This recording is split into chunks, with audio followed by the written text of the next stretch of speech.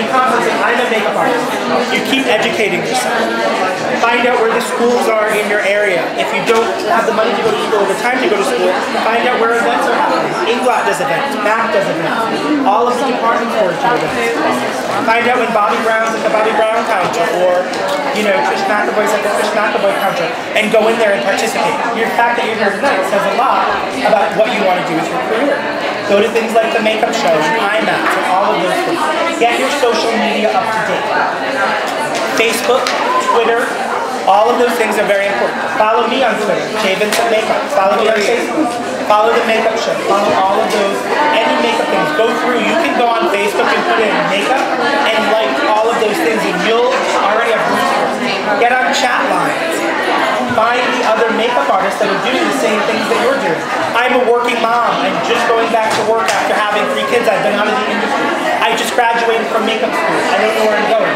I was in finance, and now I'm a makeup artist. Find the people on the chat lines that are in similar situations, and then you build a network of people, a community that can help you get to the next level as well. Then after you do all of that, that's what you do behind the scenes. You start doing your research on your career, right? Your website, your business card. All of those things have to be done. So as you're educating yourself, you've also got to bring up the business stuff. You've got to figure out, okay, how do people know that I'm a makeup artist? Now I know I'm a makeup artist. I feel confident being a makeup artist. I'm building my kit, I'm taking classes, I'm doing all of that. How do I get the word out there? I've got to have a website. I've got to have a Facebook page. I've got to be on sites like Model Mayhem, things like that. As crappy as they can be sometimes, they get you something like YouTube is a great way to do it. It's important that you put it out there, alright? You've got to start testing. You've got to do makeup for free because you need those photos. And so many people say, James, I don't test. I've been doing makeup for years. Pat McGrath is still testing. Billy B is still testing. Testing is what we do when we need something in our book. So you still do things that way. Get to know the people in the industry. Photographers, models, all of those people. Golda, I know from New York. And as soon as she knew I was coming to London, she said, I'm there for whatever you need. She knows because she's worked with me in New York exactly what I need. But she wasn't afraid to come out and say whatever. And then when I go to her Facebook page, I see all these amazing makeups, pictures of her doing makeup, pictures of her, in makeup places. And I think, wow, she's really doing stuff now. Because we met when you were a student. And that wasn't that long ago. It was 2 years ago. 2 years ago. She's in a new city, a new country, and picking up everything she learned in the States and bringing it back here. You've just got to take it to the next level.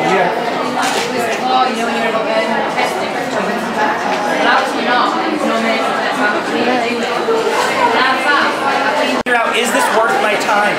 Because it might not be. You've got to be very honest. If the photographer is shooting girls in bras and it's not a lingerie thing, you don't need this. What you need is tight beauty. You need a book that is full of tight, natural beauty shots. That's what gets you. So you might look at a photographer and say, he's got a good eye, but everything he's shooting is full body. So when you go together, you say, I can do this, but I need 3 close-up beauty shots. And they'll say yes or no. And sometimes you've got to be tough and look and say, you know what, I don't need that model in my book. I don't need that makeup in my book. Because they all think they're so creative and they all want to do the same thing. I'm going to do a thing where you put candy on the lips. I'm going to do a thing where you do rainbow lines on the lips. I'm going to do something where you glue shit to the face. Like, if you're not Indian, I don't want to see henna on your hands. Like, it doesn't make sense to me, and the photographers just keep recycling these ideas. You've got to be a professional, because this is a business as well, right? Your time is very valuable, so you need to work for free, but maybe you need to say, I can't do this, I can't do this, I can only do this if you do this. Or maybe you're paying for time. Maybe it's looking on Model Mayhem or any of those sites and saying, I love this guy's work. It's £100 for 2 shots. It is expensive. But is that £100 that you put into it going to give you more work? The other option is working with real women. There's a lot of money to be made on bridal work. And for bridal, all you need is pictures of real women. They don't need to be professional models. They don't need to be professional photographers. You just need a picture of your fat friend next door, or your acne cousin, or your horsey-faced sister in makeup, right? Because women are not nice sometimes. And if I'm getting married, I want to see what you did on another real woman. But if I see what you did on somebody busted, I'm going to be like, oh, she made her look good and she's not cute. I'm cute. Imagine what she could do with my face, right? It can be an amateur photo as well because they're not looking like an agent or a photographer. They're just looking at the makeup. And those brides and those proms and those bat mitzvahs and whatever else it is that you're doing to make money pay for you to test. Maybe you say every job I make from makeup, I'm putting aside 10% towards me. That might be buying makeup for my kid, or it might be paying for a test. The other thing I recommend is there are so many photo schools and art schools here. Meet the designers there, meet the photographers there, meet those people. Because then if you're the one putting the shoot together, you're the art director. I get confused sometimes because I have a magazine and because I'm pretty bossy and because I am used to art directing shoots. I go on to shoots where I'm not the one in charge and I say like, what if you did this with the lighting or whatever, and sometimes I'm not. But when you're the one putting it together, you can, so maybe you're the one who says, I'm putting together a test. I found this girl. The look is, Bond girl, and the clothing is this. Maybe you're the one going into the stores in your neighborhood saying, I'm bringing in a stylist to pull some clothes. It's true that it can be a waste of time. So what you've got to do is make it so that it's not a waste of time.